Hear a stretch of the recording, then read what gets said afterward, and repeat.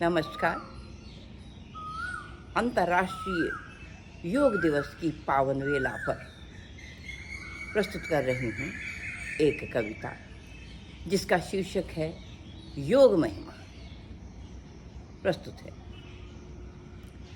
तत्व दर्शन स्वप्न का आकार ही तो योग है, ओंकार आराधना आधार ही तो योग है, त्रिविधता पे व्यथित हृदय उपचार केवल योग है, मोक्षप्रद श्रुति निगम के अनुसार केवल योग। तो योग के हैं अंग यम नियम आसन प्राणायाम और अंतर्गत इसी के मानसिक जप और ध्यान, धारणा धर्मार्थ मुक्ति, शक्ति संचय और काम, प्रत्याहार समाधि छाया सिद्धि त्राटक योग ज्ञान। तो योग की कर साधना मिटता विकारी संचय, योग की कर साधना मिटता विकारी संचय, योग की कर साधना होता सुकृत का अभ्युदय, योग की कर साधना रहते सदा योगी अभय, योग की कर साधना हो पात की भी पुण्यमय।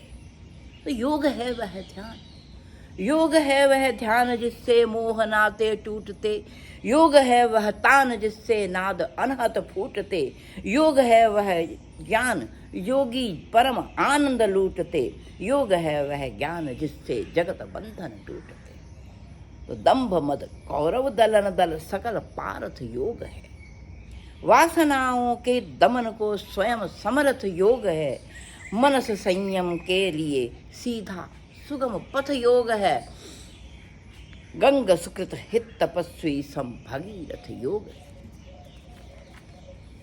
योग ही तो है मिलाता तार उर के तार से, तो योग ही तो है मिलाता तार उर के तार से, योग ही तो है बचाता मोह से मदमार से, योग ज्योति स्तंभ परित्राता गहन अंधकार से, योग में है शक्ति मूंदो नयन मिलो यार से, योग में है शक्ति मूंदो नयन मिलो यार से, योग में क्षमता के बिन पंखों के हो सकती उड़ान, सूचना वाहक सभी हो भूत भावी वर्तमान, पार हो सकता गहन सागर बिना ही सिंधुयान, योग की सिद्धि के सन्मुख नमन होता आसमान।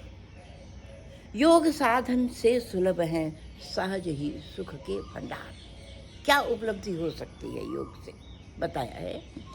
योग साधन से सुलभ है सहज ही सुख के भंडार, योग साधन ज्वाल से होते भस्म उर के विकार, योग साधन से ही संभव खुल सकेगा दशम द्वार, तो योग साधन से ही संभव खुल सकेगा दशम द्वार, योग साधन की अमित महिमा सके पाकौन पार, योग साधन की अमित महिमा सके पाकौन पार। धन्यवाद।